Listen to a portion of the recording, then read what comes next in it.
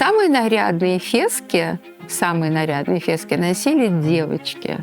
Это все благодаря как раз-таки скифам. Они сарых наматывали на татар-халпах. После 40 лет никаких украшений. Сдержанность. Если говорить о крымско-татарской второй коже, эмпатию еще не загадили, я извиняюсь за грубость, да.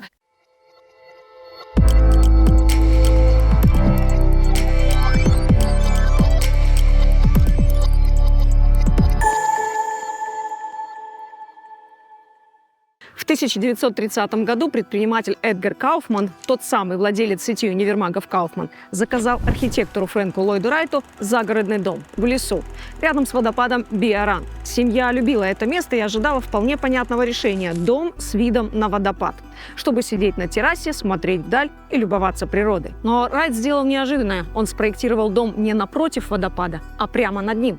Так появилась Fallen Water – дом над водопадом. Когда заказчик увидел проект, он был ошеломлен. По воспоминаниям он сказал: «Я думал, дом будет смотреть на водопад». Тогда Райт ответил фразой, которая впоследствии стала легендарной: «Я хочу, чтобы вы жили вместе с водопадом, а не смотрели на него».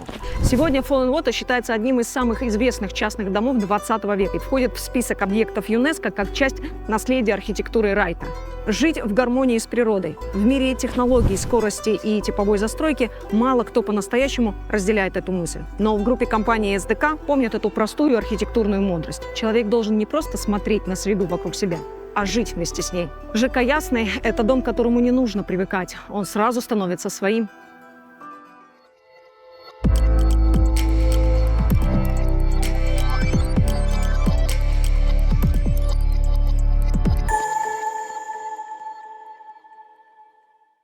Селям алейкум, я рада приветствовать наших зрителей. Сегодня в гостях у нас доцент, кандидат исторических наук, преподаватель Крымского инженерно-педагогического университета имени Февзия Якубова Веханум Аблаева. Я рада вас приветствовать в нашей привычной для нас студии. И у нас есть прекрасный повод для разговора. Мир увидел, или в свет вышла ваша книга «История костюма». Это, мне кажется, первая и единственная подобного рода книга про крымско-татарский костюм, я имею в виду. И мне кажется, это хороший повод для того, чтобы поговорить на эту тему, поговорить о наших крымско-татарских костюмах, о его истории, его значении, ну и какую роль он играет в нашей идентичности. Начнем, Веханум? Да, буквально пару слов. Да. Ну, во-первых, Аль, вот вы сказали об этой книге. Это вот последняя моя книга «История костюма». Это учебник, я веду эту дисциплину в университете. И там, да, это впервые, на самом деле, это впервые, когда кроме привычного набора, скажем, стилей исторических костюма, еще включены это костюм скифов и крымско-татарский костюм. Это на самом деле, это впервые, чтобы в учебном пособии был скифский костюм и крымско-татарский костюм. Почему на этом акцентируете внимание, именно на скифском костюме? Потому что это очень важно. К сожалению, да, к сожалению, в учебниках не уделяется внимание скифскому костюму, а их роль, скажем, их вклад в историю костюма огромный, потому что только благодаря им все наше человечество, не только мужчины, но и женщины, сейчас имеет такой элемент костюма, как брюки. То есть это все благодаря как раз-таки скифам. Что тут важно? Почему это очень важно? Это, безусловно, наша история, потому что последнее скифское государство, да, и столица его Неаполь-Скифский, это как раз-таки III век, это Крым, это черта города Симферополя. То я бы считала, что в обязательном порядке, меня руководство нашего университета поддержало, что в этом учебнике должен быть обязательно костюм скифский. И, безусловно, и крымско-татарский тоже, потому что крымские татары, коренной народ Крыма, скифы – последняя столица, и, безусловно, мы можем протянуть эту культурную историческую связь, поэтому такой вот учебник, я думаю, что он будет полезен нашим студентам. Я уверена, что не только нашим студентам. Почему? Потому что очень часто наша культура, она вырывается из контекста и вот выглядит как нечто абстрактное, привнесенное но на самом деле она содержит очень много элементов, которые мы потихонечку, слой за слоем для себя открываем. Что важного в скифском костюме и что мы унаследовали, что называется, и сегодня наблюдаем в нашем костюме, мужском или женском? Ну, первое, то, что скажем, это весь мир должен быть благодарен за штаны. Это первое. Второе, то, что там очень много элементов, которые они потом прослеживаются. Я могу сказать, например, кроме этих штанов, ну, в крымско-татарском костюме, вот эта степная часть, то есть там, где были именно кочевники, да, то у нас были такие же кожаные штаны или штаны меховые с мехом внутрь у наших степняков, которые дошли до XIX века. Это скифское изобретение напрямую. После этого, скажем, куртки с запахом, абсолютно скифская. Кроме этого, это если говорить про мужской костюм. Следующее, мягкие сапожки, которые в литературе, они называются скифики. Это, безусловно, скифы их так не называли. Называются они, скажем так, ну, вот такой вот термин про эти мягкие сапожки. Сегодняшняя интерпретация. Да, в крымско-татарском костюме это мест. То, пожалуйста, конечно, наши вот эти вот мягкие сапоги, сапоги-чулки, которые просто был необходимым элементом, причем не только мужского и женского костюма, это наше место. Вот эти мягкие сапожки из очень мягкой кожи, которые не имели твердой подошвы, естественно, не имели каблука. То вот, пожалуйста, место. Вот уже штаны, мест, куртка на запах, да, короткая, причем не длинная, а короткая куртка. Другие элементы костюма, это те элементы, которые вот можно проследить, и они тоже вот у нас есть, были. Не есть, но были до последнего времени. Последнее время я имею в виду тогда, когда существовал традиционный костюм, потому что после начала урбанизации, во-первых, глобализации, во-вторых, многие элементы костюма, безусловно, как многие виды материальной культуры, к сожалению, сошли на нет. Но вот это вот до последнего времени, опять, традиционного костюма, они у нас существовали. Если говорить о женском костюме, причем сейчас я, скажем так, ввожу научный оборот, то, что называется. Да, это впервые, потому что я работаю над книгой о национальном крымско-татарском костюме. Надеюсь, иншаллах, она тоже увидит свет, как вот эта вот книга у нас уже есть. Если говорить о женском костюме, скифском костюме, то это традиция украшать, декорировать края больших головных шалей золотыми пластинками. Они называются бляшки. Это у нас марама. И вот это вот тоже край, который золотая вышивка. Так, прямая историческая связь. Абсолютно прямая, которая вот через тысячелетия, она дожила, вот если говорить о сегодняшнем дне, то дожила до настоящего времени. Потрясающе. Ну, давайте немножечко откатимся назад. Да. И, сам по себе костюм. Это очень важная, я бы даже сказала, не деталь, это точно важный конструкт в представлениях о себе, в идентичности, да, любого народа. Насколько мы сумели сохранить вот эти вот переданные через костюм представления о себе. Почему? Потому что у нас была депортация, да, и как менялось, вот когда костюм попадает в контекст изгнания, да, и меняется его интерпретация, меняется его назначение, много чего меняется, да, то есть что произошло у нас в этом смысле с идентичностью, и является ли сегодня костюм вот как часть проявления, скажем, да, этой идентичности? Это такой сложный вопрос, это философия огромная, да, это глубокий философский вопрос. К сожалению, в формате нашей передачи мы не сможем, но так вот немножечко затронем. Закинем зерна. Да, именно так. Я хочу сказать, что, собственно, костюм или отдельные элементы костюма, они как были, они так и остаются. И меняется наше отношение к нему. Собственно, у любой вещи, не только элемента костюма, это две функции. Это товар и это знак. Костюм точно так же, но там единственное, почему что у костюма больше, чем эти две основные функции, там, конечно, больше там у нас религиозная составляющая в обязательном порядке, в каких-то элементах, не во всех, в каких-то элементах костюма, этническая и так далее. Если говорить в контексте того, что вы сказали, тогда, когда мы были в изгнании, что мы потеряли? Потеряли очень многое. Самое страшное, кроме костюма, мы потеряли... Нет, не потеряли. далее. Но мы, скажем так, на грани, на черте с языком, да, вот это страшно.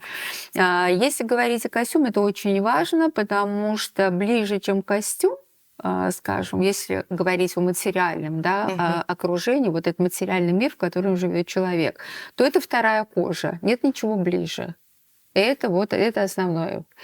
Если говорить о крымско-татарской второй коже, то в первую очередь надо назвать, конечно, головные уборы. Причем головные уборы, они были так исторически, вот мы говорим, начали с истории костюма, да, то у большинства народов мира, не у всех, но у большинства народов мира главным этническим маркером и социальным, то есть этнический и социальный маркер, это был всегда головной убор. Ну, потому что видно издалека, это наверху, голова ближе к Богу и так далее. То есть там очень много разных составляющих.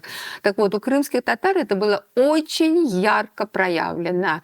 У женщин это были фески, и тут очень интересно, потому что головной убор фес у большинства народов это мужской, у тюркских народов, и не только у тюркских, да, это мужской головной убор. И только у крымских татаров это женский головной убор. У мужчин тоже. Мужчины тоже носили фесы, они были чуть выше, безусловно, без всякого декора, но именно у крымских татарок он, скажем, вышел на уровень искусства. Он вышел на уровень, это был один из самых ярких маркеров этничности, художественного вкуса, и так далее, и так далее. Вы себе как-то объясняете, почему именно у нас такая вот трансформация феса произошла? Из мужского, что называется, в женский? Из мужского в женский. Вот это тогда, когда, ну, скажем, у нас на настоящее время у нас только единственное есть научные исследования по костюму. Это более уже четверти века назад. Это Лидия Игоревна Рословцева, которая написала «Одежда крымских татар». Ну и кроме нее, и, скажем так, все остальные, к сожалению, наши исследователи, которые занимаются в той или иной степени нашим костюмом, они повторяют вот те же самые, скажем, штампы, что это из феса, что это вот тогда это произошло, и это вот пошло по всему миру. У нас в источнике 17 века уже написано, что был головной убор, причем по описанию это как раз-таки феска и с золотыми монетами украшенная. То есть тот же самый фес, то есть гораздо раньше, чем вот это вот пресловутое, да, оттуда это к нам пришло. То есть этот головной убор у нас уже был. Я сейчас не возьмусь смелость утверждать, что это тоже скифы, потому что это нужно доказывать, да. Но мы знаем, что как раз в скифском костюме там головные уборы украшались золотыми пластинками, эти головные уборы. Пластинки остались. Мы знаем, что это было именно на головном уборе, но формы у нас нету, потому что это органический материал, он не сохранился. Но тем не менее, по пластинкам, которые были вот на этом не сохранившемся головном уборе, да, там вот реконструировали, что он в виде был такого, скажем, кокошника, да. Ну, у меня там есть свое мнение по этому поводу, ну, скажем так. Для этого нужна доказательная база, чтобы говорить об этом более уверенно. Сейчас вот мы остановимся пока на этом. Значит, женский головной убор и головное покрывало, что очень было просто обязательно. Это вот тут мы уже проследили, да, со скифами. Это в женском головном уборе. А в мужском головном уборе это более 2 веков. Это наш татар-халпах. Название само говорит о том, что это его принадлежность. Абсолютно, да, этническая принадлежность. Что это татарская шапка. И что интересно, вот эта вот форма, которая татар-халпах, то есть это цилиндрическая, прямая, с плоским верхом, смушковая, да, то есть это мелкий такой вот каракуль или чуть крупнее вот этот смушек. Это более 2 веков. А до этого головные уборы, которые были у нас, форма совершенно другая, они тоже назывались татар-халпах. И самое интересное, что только по головным уборам тоже головной убор, вот это был татарин. Одет вот то же самое, вот эти вот воины, которые там турецкая, османская армия, да, крымские татары там участвовали в одних там в каких-то военных действиях, то по головным уборам отличали: это татарин, это османский воин, это крымско-татарские воины. То есть вот головные уборы были такими основными этническими маркерами. То есть вот два вот этих вот основных. Ну, если говорить об источниках, мы сейчас затронули тему, да, что доказательства, Да, аргументации, это очень да. важная, да, история, особенно когда ты делаешь исследования.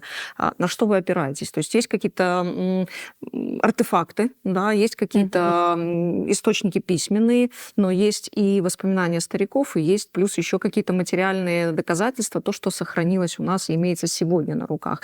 Где правда? Как вы синхронизируете эти разные абсолютно, может быть, истории, да, и как, так сказать, вы выщепляете ту самую истину? Тут очень важно, я поделюсь своим мнением. Я для себя выстроила такую доказательную базу, что нужно, кроме того, что есть у нас нарративный источники есть разные, да, описание путешественников, там, европейцы, русские, тюрки, тот же самый Евлия Челеби, были арабы, которые к нам тоже вот заходили, да, францисканские монахи, мы знаем. Кроме того, что, значит, у нас нарративный источник, раз. Второе, это нужно, чтобы был визуальный источник. Это два. И третье, это тогда, когда у нас есть артефакт. Ясное дело, что, например, для XII века, ну, к сожалению, у нас нет артефакта. Но для 17-18, не 17-18 века у нас, если говорить о головных уборах, то у нас артефакты есть. Так вот, я только тогда считаю, что этому источнику можно доверять, когда совпадает описание головного убора, то есть вот этого, или описание какого-то элемента костюма совпадает с визуальным источником. Тут нарисовали, тут описали, и лучший вариант у нас тут совпало, и лучший вариант тогда, когда у нас это есть еще и вечно, да, когда у нас есть предметно. Давайте вернемся к вопросу. Мы начали со скифов, да, и вот этой вот четкой исторической линии, которая прослеживается в том числе и в костюме, и не только в костюме, но и как костюм — это же часть идентичности. Конечно, да? конечно. Если мы говорим о цивилизациях, да, и вот костюм, который мы сегодня знаем, та информация, которая сегодня есть у нас о костюме, что говорит о нас как о какой-то части цивилизации, о крымских татарах, да? То есть от кого мы что получили в наследство, если говорить вот в таких форматах? Ну, это вот мы уже сказали, достаточно ранние, да, этапы затронули, это скифы, безусловно, кочевая культура, безусловно, и, безусловно, то, что есть в нашем этногенезе, мы знаем европейские, да, и Восток, и Запад, и вот эти вот влияния средиземноморские, туда, безусловно, это Италия, и с итальянского костюма, да, у нас, я сейчас, к сожалению, не буду говорить прямо точно, потому что это все-таки надо, чтобы это было сначала опубликовано, и прям было вот такой источник, все, чтобы это было точно. Сейчас это будет выглядеть несколько легковесно, это будет, ну, не очень красиво, не очень правильно. В плане, ну, я отвечаю за свое научное имя, да, поэтому я не могу. Но я хочу сказать... идентичность. Да, поэтому, безусловно, это однозначно восточное влияние, однозначно западное, и самое большое влияние — это, конечно, ислам. Это безусловно, потому что, скажем, это была так вот заключительная точка, которая была поставлена в нашем костюме. Финальный аккорд. Финальные аккорды, да, совершенно верно. Хорошее такое вот выражение, и это, конечно, ислам. Давайте тогда подробнее об этом. Да, давайте подробнее об этом. Безусловно, он больше проявился в женском костюме, чем в мужском костюме. Но вот про мужской давайте сначала скажу, а потом вернусь к женскому. В мужском костюме тоже вот есть такие вот вещи, которые, я бы сказала, это уникальные вещи. Ну, например, возьмем такой элемент мужского костюма, как сарых. Сарых, мы знаем, что это или мула, то есть это священный служитель, священнослужители, да, или сарых тоже также имели право, моральное право уже на свой головной убор или из сарыха сделать головной убор те, кто побывал в хадже, то есть те, кто совершил паломничество, и после этого называется приставка к имени, да, уже Аджи. бывает аджи, да. Так вот, что уникально для нашего мужского костюма, что не только аджи, которые были паломники, да, вот совершили путешествие в Мекку, но даже и мулы, они сарых наматывали на татар-халпах. То есть если у всех у других народов, да, вот возьмем там головной убор, нижний головной убор, и на который вот это вот наматывается вот этот сарах, то у крымских татар это было на татар-халпах. Вот можете себе представить, вот эта вот меховая шапка, причем которую носили и зимой, и летом, в любой абсолютно в любой обстановке, любые ситуации, от детей до стариков в татар-халпах. Если только мужчина вышел за пределы дома, то чтобы продемонстрировать окружающим, что это идет татарин, мужчина носил татар-халпах. Что важно, что он не играл роли нижнего головного убора, потому что его не покрывали полностью. Это было только раз или два раза вот прошлась вот эта вот белая или зеленого цвета, скажем, вот это ну, достаточно небольшого размера, это ткань, потому что мы знаем турки, там другие народы, среднеазиатские народы, да, Поволжье и так далее, то они на нижний головной убор, он прятался полностью. Практически скрывался. Да, он скрывался. То есть вот этот сарык был достаточно из большого куска ткани. То у нас нужно было показать, я татарин, и я аджи. То есть этническая идентичность, она Это было первостепенная. Это было Практически первостепенно. как до сегодняшнего дня, Да. плюс-минус.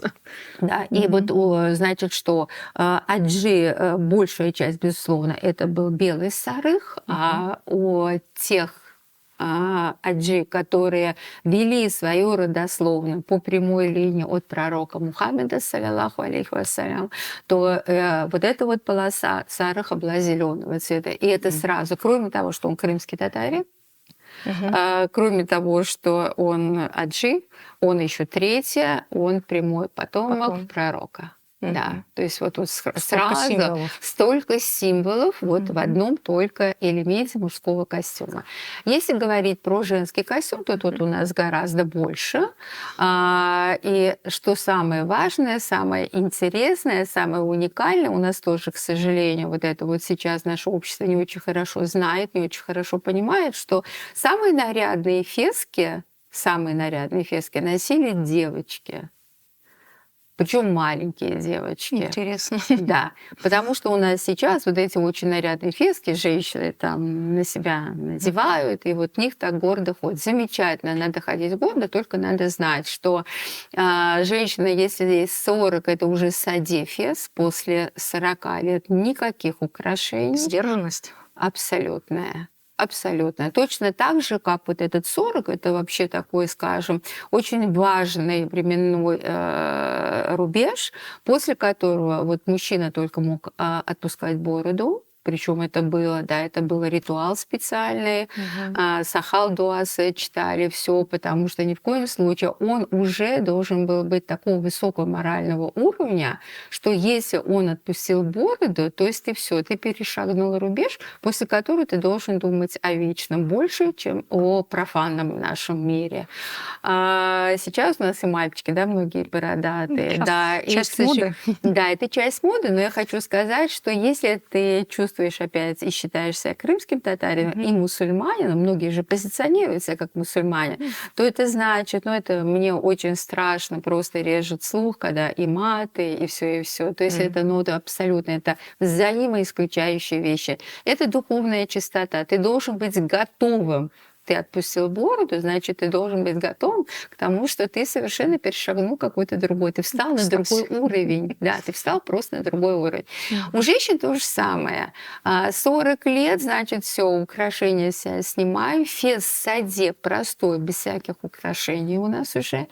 А самые нарядные фески – это только у девочек, которые должны выйти замуж. Только для них. Вот она красивая, она замечательная, а на нее можно еще смотреть до 14 лет. На нее еще можно смотреть. Она в нарядной феске, после 14 лет на ней уже покрывало. После этого периода, тоже рубеж, уже на ней покрывало, потому что она готова к замужеству. Это тоже такой вот маркер, что девочка наша перешла в другую возрастную группу. А вот еще раз, что самые нарядные фески, и тут, что важно, одна из функций главных украшений вообще, апотерапийная, то есть защитная. Это первое. Поэтому вот эти монеты, вот это вот все, вот это вот золото, все, чтобы ребенка не сглазили. Блеск, да, отводящий взор. Конечно, чтобы ребенка не сглазили. Для этого все нужно было. Ульвия Ханум, какие еще коды заложены в наши костюмы? Мы проговорили про религиозные, а если мы говорим про обрядовые, если мы говорим про семейные, социальные, в конце концов, что мы еще можем прочесть по костюму? Ну, я так понимаю, мы говорим о костюме 18-19 века. Мы говорим больше о 19 веке. Даже о 19. Конечно. Мы говорим больше о 19 веке, потому что, во-первых, у нас больше источников. По тому времени гораздо меньше источников, и опять есть описание, нет изображений, есть изображение, нет описаний. Поэтому для того, чтобы я сказала, вот что точно так этому можно верить, то это только после начала, скажем, 1810-х годов. Вот после 1810-х. Там у нас уже появляется вот этот 2 корпуса источников, а потом уже 3-й корпус источников вечный, да, предметный, когда мы можем, да, вот написали, вот нарисовали, а вот сама вещь, все совпадает. Точно так и было. Потому что вот это очень важный вопрос, скажем, конец XIX века, это уже урбанизация, это уже костюм городской, это городская мода.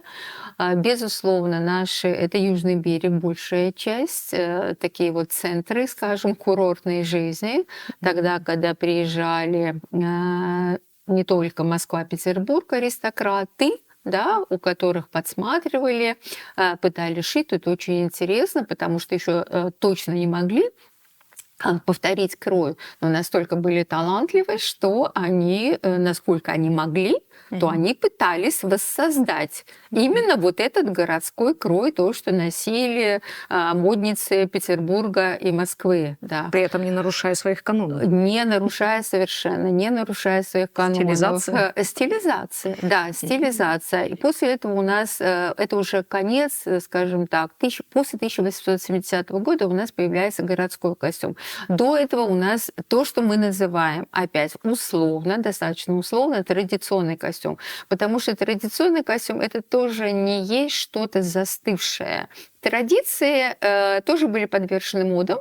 Единственное, что эти модные периоды были гораздо дольше. Ну, например, было модно, а мы называем его традиционно, 50 лет. Ну вот, скажем, вот последние 50-60 лет то, что носили до 1870-х, да, вот этот вот костюм, это совершенно, я считаю, гениальное изобретение, вот этот V-образный вырез, это запах, тогда, когда можно было варьировать на 3-4 размера. Поправилась девушка, вышла замуж, вот девушка-невесты шили платье красивое, там 3-4 платья, ну, в зависимости, безусловно, от материального состояния. И потом беременность, там маленький срок, большой срок, вот она просто раздвигала пуговицы, и все. И вот это то же самое платье, которое вот могла она носить. Удобно. Это очень удобно. Это удобно, это практично, это вот просто стопроцентная утилитарная функция, которая вот она все это ярко демонстрирует, да, что можно раздвинуть, и самое интересное, что это не выпячивалось, потому что этот, скажем, крой, он не вытаскивает вперед живот, он его тем не менее скрывает. Это было очень важно, потому что к этому относились как к таинству, и не нужно было это, конечно, всем демонстрировать. Если говорить о еще одна, несословно, тут больше, скажем, тоже требования традиций, нашей традиционной культуры, плюс еще требования ислама, причем это наши, да, вот такие наши. этнические требования ислама переосмысленные.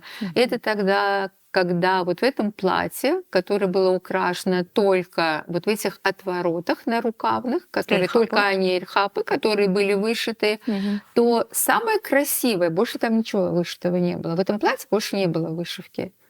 Платье очень тонко, там могло быть шерстом, причем эти шерты все тоже позднего времени. Так вот, самая красивая вышитая часть – это вот эльхап.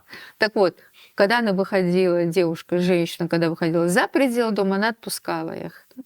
И там видны были только кончики ее пальцев. Всё. Может быть. Да, да, может быть, да. А все остальное вот таким вот образом закрывалось.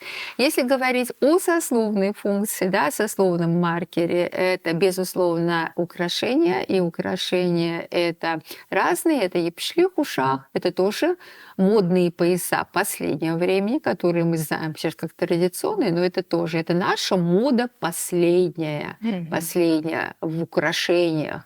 Вот эти шикарные, ажурные, многослойные, воздушные, вот это вот филигрань. У богатых, у обеспеченных они были золотые, и я сейчас знаю только один, скажем, вот такой епишлих в ушах, который в Крыму, я имею в виду, который был найден в 90-е годы.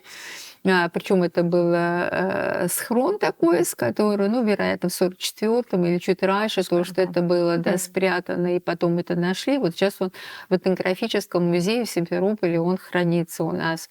Большая часть – это серебряные пояса, безусловно, вот эти епишлих в ушах. До этого более старые, скажем, виды вот этих поясов металлических, это, конечно, такие вот миндалевидные или круглые, так называемые бадем в ушах, круглые кушахлар, да, холан в ушах были. То есть очень много было разных видов, но мы сейчас вот считаем, что у нас вот только вот это епишлих в ушах. На самом деле их было очень много. Ну и, безусловно, если опять-таки говорить о маркере сословном, вот такая вот дифференциация, это очень много разных украшений, которые вот были на груди у девушки, у молодой женщины, вот, которая только вышла замуж, так называемый гердан-вахлар, да, потом хасиде, потом джерги было очень красивое. Ну вот в наших музеях я не знаю, что было джерги, один вот этот вот один из элементов традиционных украшений, он находится в Киеве, музей драгоценностей Украины, музей каштовностей, то вот там вот наши джерги есть. Очень красивые, очень интересные. Если говорить о семейном статусе, да, то есть как это определялось по мужскому, по женскому костюму, или это только для женского костюма было? Если считывалось это просто... Для женщин это было важнее. Для женщин это было важнее, поэтому в женском костюме это было, конечно, более ярко выражено. Это, конечно, зелив. То есть это, тогда девушка вышла замуж, подрезали ей височные пряди, завили эти височные пряди, и все, они выбиваются. То есть головной убор может быть, это может быть платок, хоть феска, хоть платочек, сверху накинутая шербенти, фрланта, да, и вот эти вот височные прядки, они все равно выбиваются, все. Девушка замужем, на нее смотреть даже нельзя. Это было однозначно. А так вот, если говорить еще то, что, ну, красили там хной ногти, ну, это, собственно, не ногти, а фаланги, да, пальцев, то это красили дети, девушки замуж, которые выходили, да, то же самое хнаги джесси, когда волосы окрашены, на самом деле красили и женщины, и старухи, и все, потому что это считалось полезным для здоровья и богоугодным делом. Вот это вот окрашивание хной. Поэтому вот я бы не относила, скажем, вот эту вот окраску хной как только такой вот свадебный ритуал. На самом деле и девочкам мы наносили, и женщинам, еще раз повторюсь, и бабушки, и взрослые женщины, все. А вот эти височные пряди, это однозначно, конечно. Давайте немножечко еще раз про урбанизацию вернемся, потому что, мне кажется, это очень важная часть, да, когда вот эти вот веяния моды, периоды этих мод, потому что мы Да. очень в таком, ну, я бы сказала, иногда в заблуждениях и в иллюзиях находимся, да, что есть традиция, а что есть мода, и как это менялось. То есть насколько урбанизация и вот коннект с миром, что называется, внешним миром, поменял не только костюм, но и сам образ крымских татар. Да, и причем большей ее частью это было в мужском костюме. Но это всегда. Мужчины, они в первую очередь, как более, скажем, активные, более такие вот триггеры были, да, они больше общаются с миром, и поэтому костюм, крымско-татарский мужской костюм, вот эти вот широкие штаны, так называемые штаны с широким шагом, да, вот это вот мотня большая, которая выходит из моды, начинают носить пиджаки городские, то есть уже не наши эти джубе, например, да, елек, марка, вот это все, уже начинаются пиджаки и все. Остается только татар-халпах. В мужском костюме остается Главный маркер. только, да, это главный маркер, причем вот носили абсолютно. Там на нем могут быть самые, я не знаю, по последнему этому писку моды, парижской моды, причем Сюртук. парижская, это мог быть, да, сюртук, это могла быть рубашка, это могло быть там все остальное, и на голове татар-халпах. Вот это вот было главное. Если говорить о женской моде, то есть мужской костюм, он такой вот уже просто городской костюм, все. Если говорить о женском костюме, то да, он поменялся достаточно сильно, и причем вот поменялся настолько, что есть известная фотография, это наша аристократия, это все эти известные аристократические рода Ширинских, Яшлавских, да, и вот дамы этого высшего света, которые запросто практически встречались с царской семьей, когда она отдыхала здесь у нас в Крыму, то у них вот эти огромные, это уже модерн, и эти огромные шляпы, эти все платья, причем выписывали из Парижа, то есть у меня есть информанты, которые говорили, что да, выписывали из Парижа платья, вот эти вот кружевные, тогда, когда кружево было в моде, да, вот это вот прямо арт-нуво, и эти платья, и шляпы, и все, вот просто вот такое вот европейское абсолютно исследование моды. Но это, тем не менее, это достаточно маленькая, да, прослойка. Большая часть крымских татарок платье поменялось, платье стало не полосатое. Достаточно долгое время платье, самый модный материал, это были ткани в полоску, причем 16 век, 16, 17, 18, первая половина 19 века, вот полоска была в моде, неизменно была в моде полоска. Это про скудность выбора материала или... Нет, это был выбор. Это был выбор. Выбор. Это был абсолютно четкий выбор. Да. То есть и бытовое, и нарядное. Да, всё да, да, было в только полоску. качество другое. Только качество другое. Да. Там и был шелк, в смысле, это была атласная полоска, из атласных тканей, да, полосатые ткани, или более простые ткани, вот такие вот полосатые. Ну, я вам должна сказать, и более простые, в смысле, вот домотканины тоже могли ткать полосатые. Так вот, платья у нас были в полоску, стали, бархаты были раньше. К XVIII веку у меня нет сведений, что носили бархаты. А вот бархатные платья – это тоже приобретение, наше модное приобретение. Это последняя четверть XIX века.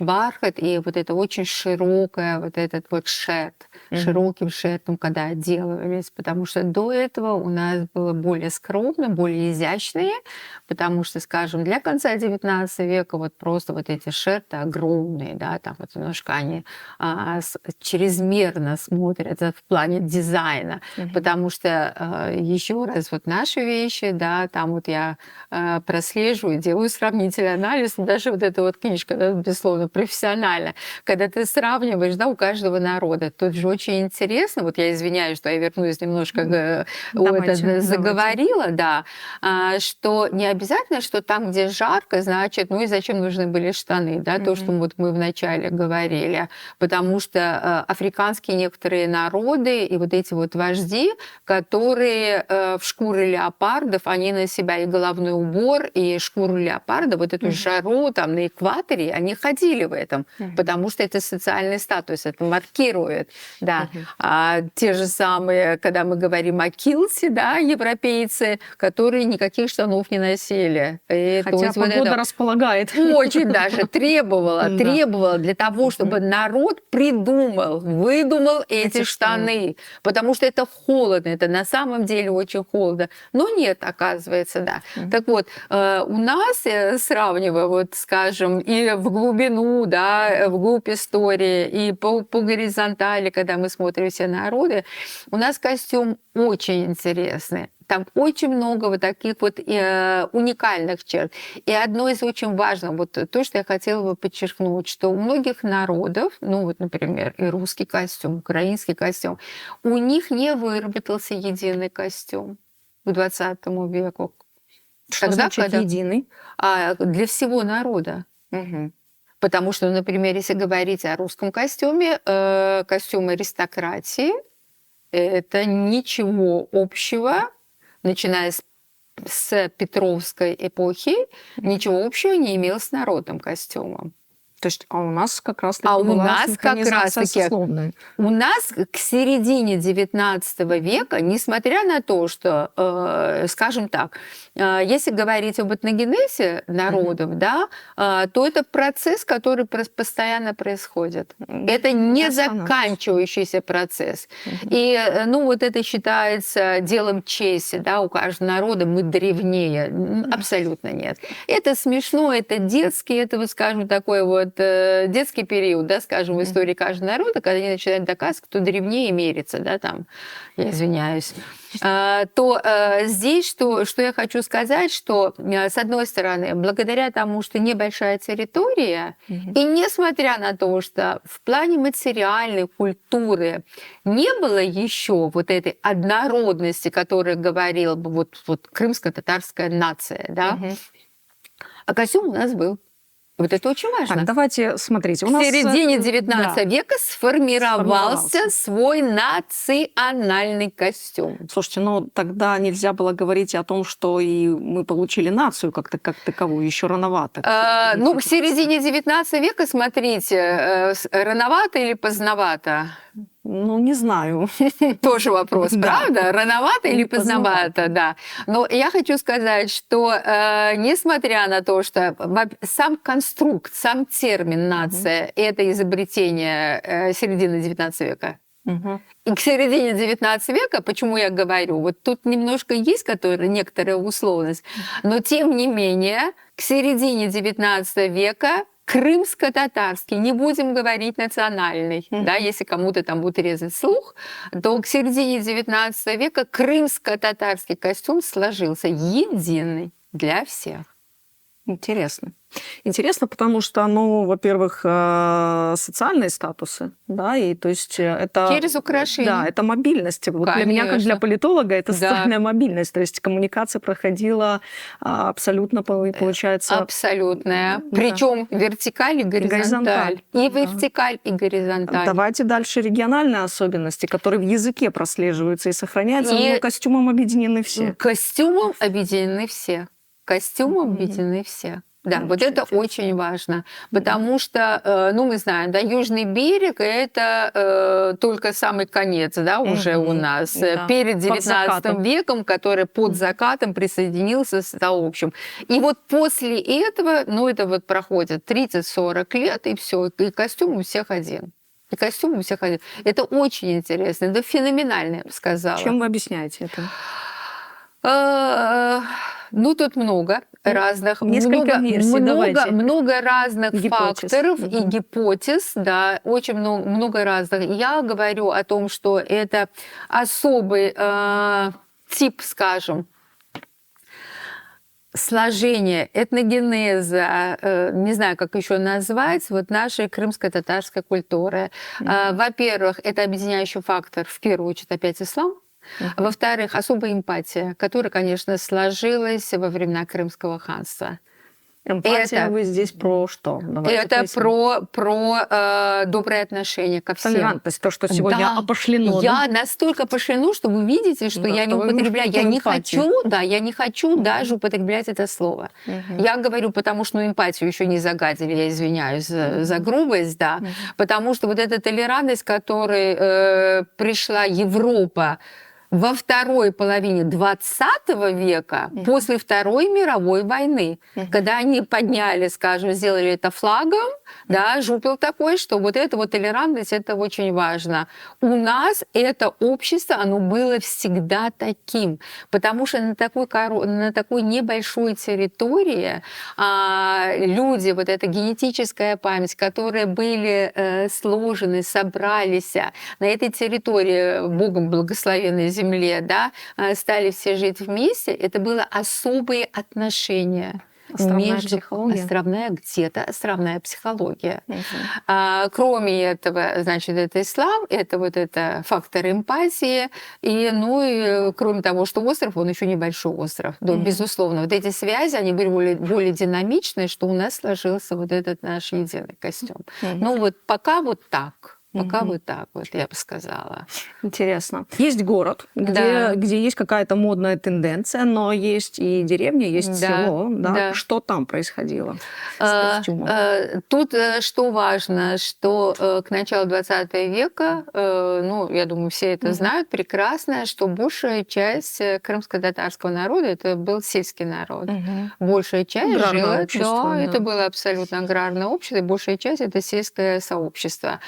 Меньшая часть жила в городах, и меньшая часть, которая жила в городах, еще меньшая часть это была вот эти представители аристократии, которые в первую очередь, скажем, там статус требовал соответствовать всем этим высоким тенденциям, да, мировой моды, что для того, чтобы подчеркнуть, показать, продемонстрировать свой статус, выписывали с Парижа платья. Городская мода – это длинные платья, при том, что у нас до этого была, мы знаем, возрастная дифференциация. У девочек более короткая, чуть ниже колена, потом удлинялась, только старухи носили длинное.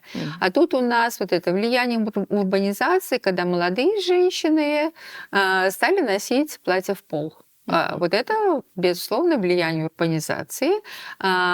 Закрытые платья, уже не V-образные, не запашной тип платья, а уже под горло? Да, это уже под горло, это уже небольшая стоечка, и тут абсолютно четко прослеживается. Даже тогда, когда в Европе была вот модна клетка, у крымских татар смотришь по фото, и появляется клеточка. Да, абсолютно. Когда в моде там вот эти вот... к нам, кстати, вот эти бархаты, конечно, вот эта модная тенденция к нам пришла позже. Вот тут вот она пришла позже, потому что до этого они у нас были во времена Крымского ханства, потом были в моде больше атласы, потом стала вот эта последняя четверть 19 века, когда стали в моде опять эти бархаты. Причем самый интересный бархат, это, конечно, этот бордовый бархат. Почему? Потому что я думаю, исторические события. На контрасте, не только, на контрасте на бордовом прекрасно смотрелось золото. Конечно, это просто вот так вот изумительно. То есть наш любимый бордо? Да, наш любимый бордо. Он появился только в конце 19 Это да. Вот я бы сказала, что это последняя четверть 19 века. До этого, если смотреть в платье более раннего периода, это, конечно, опять вот это колено-запашной фасон, вот это V-образный вырез, это очень много полоски, а потом уже такие вот барочные орнаментированные ткани. Я так думаю, вот это известное платье, свадебное платье, которое в Ялтинском музее хранится, оно уже, крой ему уже не традиционный, то есть для середины, опять условно, да, традиционной, середины 19 века. Но там уже вот эта вот роскошная ткань с такими барочными орнаментами. Я хочу сказать, вполне возможно, что эта ткань, когда ее шили, она уже пролежала в сундуке минимум лет 20. Я так думаю, потому что это вот более раннего периода. Когда прослеживаешь, где подобные ткани ткали, это, безусловно, импорт, то это Европа, и вот к какому периоду это относится. Так, если говорить следующее, да, вот о влиянии урбанизации, городской моды. Тут очень интересно. Из народного. Из народного костюма вот эти вот кисе, которые были у нас паракисеси и тютюн-кисеси, да. Кроме этого паракисеси и тютюн-кисеси были еще такие сумочки, которые женщины носили, тоже кисе называлась. Так вот, они стали напоминать где-то отголоски моды рококо, стиля рококо, вот были вот такие вот сумочки. Да, у нас тоже были такие вот сумочки, их немного сохранилось, которые затягивались. Вот такие вот сумочки, это уже влияние городской моды, безусловно, влияние городской моды. Их вышивали как кисеты, они были шикарно, прекрасно орнаментированы в технике махлома, но это вот были такие женские сумочки, которые вот подвешивали в руке. Такой аксессуар, очень модный аксессуар, да. Раз уж мы с вами заговорили о цветах бордо и так далее, полосочка и прочие вещи. Знаете, пару лет назад мы к 18 мая, обычно как Харадинис Продакшн готовит что-то вот глубокое и смысловое, просто мы готовили тогда фильм «Басиет». И в основе этого фильма были реальные истории того, какие предметы крымские татары увозили с собой вот в ту ночь, и почему они брали, да, почему именно эти там дигермен, почему платья и так далее. Мы можем себе объяснить, почему Хуран, а вот почему остальное все взято.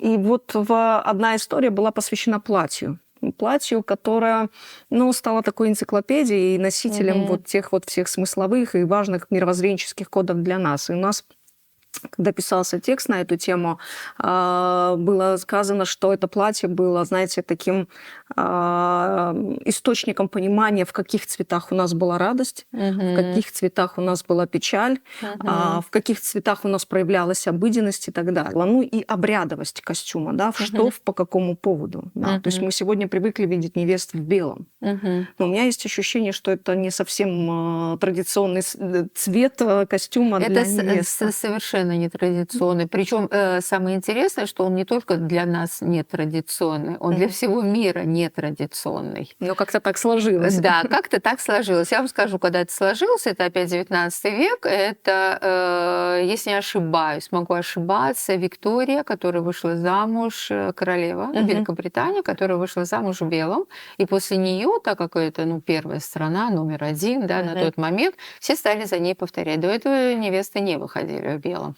У нас, тем более в исламской стране, вот там, где ислам, белый цвет, отношение к белому цвету – это сакральный цвет. И сакральный цвет – это чистота, это уже когда ты одеваешь последние одежды для того мира. Вот можете себе представить, то ли у тебя саван, кефенник белого цвета, и как можно, чтобы невеста на себя тоже надела белое? Нет, конечно, безусловно, нет. Что у нас было? У нас не было определенного цвета для невесты. Его не было, абсолютно. Невеста должна была быть в таком цвете. Во-первых, она не сидела среди гостей. Она была закрыта и сидела за перде. Ее никто не видел. Перде или кошеге в этом, да, в степной части у нас говорили кошеге, в другой части Крыма это перде. Она сидела, ее никто не видел. Это было очень важно, чтобы ее не сглазили. Страшно этого боялись. Поэтому тут вот это все это нужно было предостеречь от всего негативного невесту. Поэтому она нигде никому не показывалась. Она сидела там максимум среди своих подружек и со своими Енгелер, вот она сидела там. Ее самая красивая, пусть будет условно подвенечное, очень условно, да, платье было из той ткани, которая ей понравилась из подарков ее жениха. Вот то, что подарил, если бедный парень, 3 отреза, совсем бедный, 1 отрез должен был подарить обязательно. Вот 1 подарил, значит, с него и шила. У нее могло быть свое, то, что ей родители купили, более красиво, но надо было шить платье. Да, это было правило из того, что подарил жених. Если жених богатый, мог целый сундук отрезов разных, да, там, которые импорта все. Выбирай. Так вот, что ей понравилось из этого сундука, вот из того она и шила. Это могло быть розовое, красное, зеленое, голубое, сиреневое и так далее. Слушайте, ну это no rules. Да, но не белое. Да, но ни в коем случае не белое. Вот что важно. Что важно понимать, потому что ее платье, в котором она уже выходила, скажем так, условно опять замуж, да, свадебных торжества от 3 дней до недели были, то оно шилось за 3 дня.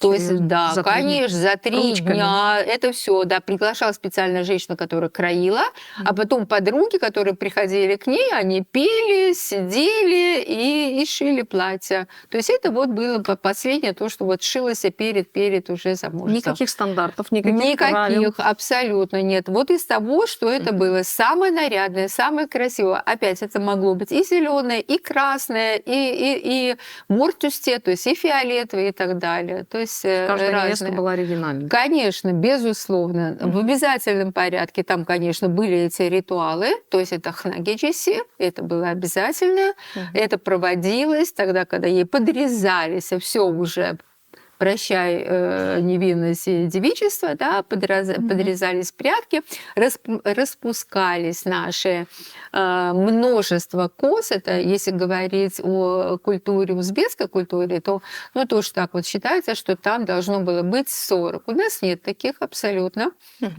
Нигде, ни по каким источникам, ни мои информанты никогда не говорили о точном количестве, сколько должно быть этих косок. И это очень правильно, потому что у одной густые, у другой не очень. У той, у которой густые, можно было и 60 заплести, а у кого не очень, может быть 30-20. То есть вот насколько хватало, столько и было вот этих вот мелких косок очень красивых. Таким вот образом. И вот это, значит, уже последнее, то, что у нас, вот это, если говорить о урбанизации, есть такой текст, который написала Ната Финдайзен. Она была здесь, это вторая половина 20-х годов 20 века, которая собирала, да, вот у нас единственная такая коллекция, которая целенаправленно сотрудникам Берлинского музея, когда приехали, и вот они целенаправленно собирали экспонаты для Берлинского этнологического музея. Так вот, она там пишет, что вот ее встречи с крымскими татарами, что вот поехали там на свадебные торжества, и там уже вот невесты, это ужаснейшее. Я просто со слезами, с болью, с огромной читаю этот текст. Я думаю, многие знают его, что там уже и водку пили, и все, да, на свадьбе подавалось. Вот вам влияние урбанизации. Конечно, это какой пагубно. Это вторая половина 20-х годов 20 века. Вы уже про современность говорите. Конечно, да. 100 лет назад. 100 лет назад. Это вот 100 лет назад. И там уже невеста была в короткой юбке, то есть, ниже колен. Юбка была, блуза была, да, и мы это уже там просматриваем. Когда уже платочки на головах такие вот, комсомольские платочки разные. Это уже советская эпоха. Это уже советская эпоха, да. Ну вот началось это, скажем, я бы сказала, по крайней мере, я об этом пишу, я об этом в 2-3 статьях написала, что наш традиционный костюм прекратил свое существование задолго до большевиков. Не задолго, неправильно. За несколько лет до прихода большевиков. Это Первая мировая война. Все. И вот после этого уже очень тяжелый период, к сожалению, да. Не восстановились. Нет, да. Вот условная граница тогда, когда у нас носили традиционный костюм, это вот до Первой мировой войны. Безусловно, мы говорим сейчас в общем о тенденции. А так, например, опять-таки, мои информанты говорили, что это горожане, Алупка, Ялта, которые тогда, когда в день депортации, когда всех свезли, и они сказали, я первый раз в жизни увидела бабушек-татар в штанах. Эти уже городские не носили их целое поколение, а тут еще с Ускута, с Айсере, Заворун день, да, они были в штанах. И говорит, у нас было такое изумление, как у нас татарки в штанах, как это, что это такое? Мы тут вот такие вот все современные, да, а тут вот еще в штанах. Это значит, в деревнях сохранялось Да, ещё? конечно, конечно. Опять-таки, тогда, когда я говорю, что Первая мировая война, это надо понимать как общий, да, такой вот формат, как тенденция. А в деревнях сохранялось, безусловно. Безусловно. Вы проговорили про женский костюм, обрядовый и цветовая гамма, что называется. Да. А у мужчин есть какие-то нюансы и особенности по этому поводу? Мужского Ну, костюма? самый главный это вот этот сарых, который бело-зеленого цвета, аджи, да, и кроме этого, опять-таки, да, вот то, что я говорила выше, а все остальное, это очень интересно, если говорить опять о времени середины XIX века, вторая половина, не конец, а вторая половина XIX века, носили тоже полосатые атласные рубашки, мы знаем, да, носили елик, это жилет был обязателен. И тут тоже такая этническая, скажем, этнический маркер, что если у других народов, даже у мусульманских народов, рубашку можно было, мужчина мог ее выпустить и сверху пояском, да, завязать. А у крымских татар это было абсолютное табу. Рубашка должна быть заправлена сверху всегда. Жилет должен был четко застегнут полностью. Вот это вот такая вот какая-то, я не знаю, воинская выправка. Собранность. Да? Собранность. Это было четко абсолютно, это было обязательно, что мужчина не мог быть вот таким расхлябанным. Ни в коем случае. На все пуговицы застегнута, рубашка, сверху жилет. После этого 3 раза должно было вот этот, если это хушах, то есть это текстильный, да, пояс, то это 3 раза должен быть опоясывать талию, причем с узлами, да, это у нас 3 раза должно было. Тут такой вот сакральный, но это отдельная тема, я бы сегодня не хотела о ней говорить, очень большая, серьезная тема. То есть 3 раза это перекрещивалось на поясе, затыкалось. Обязательно мужчина показывал, что он мужскую свою принадлежность, это пичак заткнутый. До этого были это другие, конечно, то, что висело на поясе, да.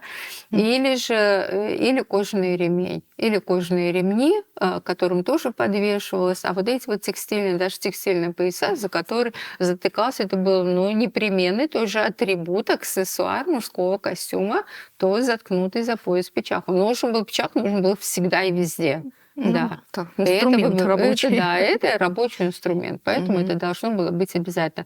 По цветовой гамме это рубашки полосочку любили, это были натуральные, неотбеленный лен, например, потом хлопок, это все или домотканина, или уже по более позднее время это фабричные ткани это были.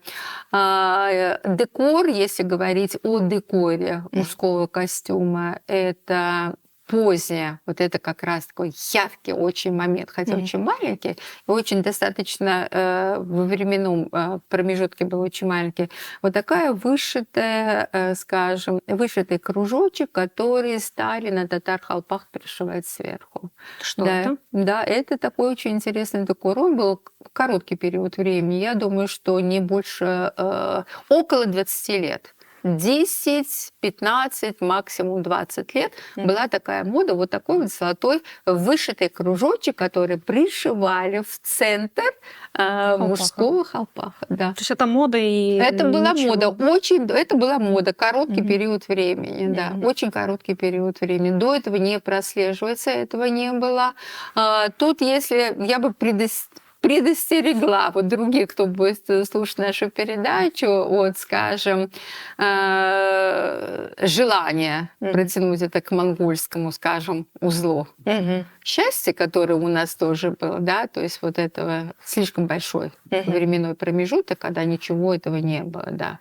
Поэтому можно говорить, что это вот такая вот кратковременная мода, модное явление, когда на татар-халпах, на черный, на меховый вдруг пришивался вот такой вот золотой кружочек. Это был солярный знак, который вот пришивался. Ольга Ханум, ну я не могу обойти тему современности и того, что мы сегодня видим стилизацию, безусловно, да, того, что мы видим на сценах, да, того, что мы видим, простите, но на невестах, того, что продается, изготавливается нашими брендами, да, и то, что мы сегодня, у нас есть своя крымско-татарская мода, и какая-то динамика происходит. Мы не выносим вердиктов, мы не оцениваем, мы просто хотим, ну, скажем так, порассуждать на тему, насколько это близко, далеко, допустимо, недопустимо и так далее. Насколько вы информированы и насколько мы можем говорить, вот ровно настолько, насколько мы можем говорить. Я бы хотела услышать ваше мнение или наблюдение, даже не мнение, а наблюдение. Ну, я, к сожалению, не могу назвать себя совершенно экспертом в этом вопросе, потому что я не присутствовала лично на этих показах, на этих Urban Fashion. Я их видела так опосредованно, на фотографиях, в Ютубе, причем это, безусловно, очень какие-то короткие такие эти видео, да, были. Поэтому я бы так поостереглась говорить свое мнение. Тем не менее, то, что такое вот общее наблюдение, скажем, общее наблюдение, что очень многие, очень-очень многие не понимают философии нашей культуры. Просто сначала нужно знать это. Что такое философия нашей культуры? Сначала нужно знать так, как люди себя понимали в отношениях с миром, с окружающим миром, и какой был идеал красоты. Можно придумать все, что угодно, очень интересное, но ни в коем случае нельзя называть, что это крымско-татарский костюм. Можно говорить там о фамилии крымско-татарского дизайнера, что это авторские вещи, все. Только не надо. Вот от этого я категорически, вот в этом я скажу, я просто жестко и категорически против того, чтобы называть это крымско-татарской модой, крымско-татарским костюмом, современным прощением и так далее. Потому что у очень многих нет этого понимания. Почему нет понимания? Я их не обвиняю. Потому что нет знаний. У нас практически у всех нет знаний о своей культуре. Практически у большинства народа нет знаний, или они такие, что-то мозаичное, что-то такое вот собранное, нет знаний о своей истории. Нужно знать сначала это. Для того, чтобы начать, это надо знать идеал красоты, который сложился в народе. Какой у нас идеал красоты? Скромная девушка, что важно, всегда X-образный силуэт. Откуда я бы протянула опять скифы? Безусловно. Потому что тогда, когда затянутая талия, затянута сильно поясом, и когда у тебя за пояс заткнуто оружие, это говорит о том, что ты в любой момент готов к бою. Далеко ходить не надо. Не надо бежать, где твоя сабля, пика, где она лежит. Вот тут вытащил, ты готов. У тебя все затянуто, у тебя ничего не болтается, ничего не расходится. Поэтому в женском костюме, как и в мужском, затянутая талия. Мужской костюм, затянутая талия. Причем в женском костюме 3 раза было затянуто. 3 раза, не 1 раз. Первый раз, когда сам фасон, сверх его в домашней обстановке оглюк. После этого еще был бельшал, который сзади закрывал, да, и после этого еще сверху был еще хушах, который носили, вот зашел гость, или тебе надо выйти, ты надел, чтобы не сглазили. Не для того, чтобы показать, что вау, вот какой у меня хушах тот филигранный, а для того, чтобы не сглазили. Хушах может поломаться, а ты останешься цела, скажем так. Да? Так вот, что я хочу сказать, когда мы говорим о культуре философии. Да, вот в женском костюме, мужской костюм, женский костюм, затянутая линия талии в обязательном порядке, но после 14 лет вот эту линию талии по предписаниям ислама, она должна была закрыть. Фигуру не показываем. И вот это важно, что я не вижу вот этого понимания во всех этих моделях. То есть наш костюм женский и мужской отличается затянутой линией талии. Самое главное, когда мы говорим о костюме, это даже не цвет. Да? То есть вот белый исключаем, потому что белый это был особый сакральный цвет. Черный не носили. Я видела только одно в своей жизни, сколько я занимаюсь костюмом, я видела только один элемент женского костюма черного цвета. Только черное платье. Черный. Одно единственное. У нас есть фески, но это последнее. Это вот просто 20-е годы, которые в Крымско-Татарском музее, у нас есть там черные фески. Это тоже, это нонсенс, это исключение из правил. Все цвета могли быть, могли присутствовать. Зеленый цвет, как цвет ислама, это, безусловно, это вот так, как-то так вот, скажем, утвердилось в нашей культуре.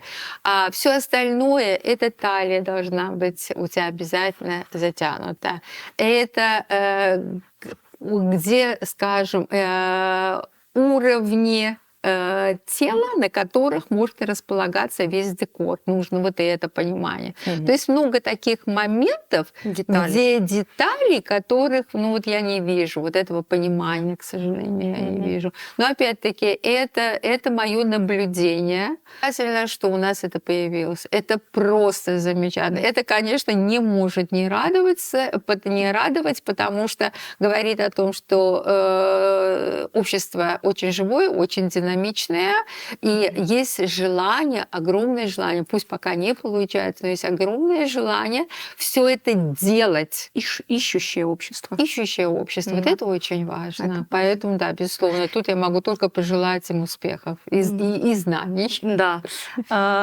Ульвия Ханум, но сейчас я попрошу вас нечто большое и важное сделать, может быть, невозможное, может быть, вы откажете мне в этом, но если в 3 словах или в 2 словах формула или философия крымско-татарской культуры? Философия крымско-татарской культуры, если дать характеристику культуре через призму понимания народа, глубинного народа, это честность, первое, это достоинство, второе, и это особое отношение к красоте, которое можно выразить утонченностью или изяществом. Наша культура действительно утонченная и изящная. То, что мы сейчас имеем, это 100-я, 1000-я часть. Причем у нас в Крыму не лучшие образцы. Образцы ниже среднего уровня, потому что все лучшие образцы были вывезены, распорошены по музеям, исчезли среди коллекционеров и так далее. Отдельные элементы, которые вот я нахожу, высочайший уровень. Просто высочайший. Но это опять-таки вот честность, это очень важно. Честность и достоинство. Если говорить о культуре, если говорить о костюме, об внешнем облике, да, это такое изящество и утонченность, конечно. Чохсаунус, Ульвия Ханум. Мне нечего добавить. Я думаю, что это как раз идеальные финальные слова для нашего выпуска. Чохсаунус, это был проект Наркес Горушкинди.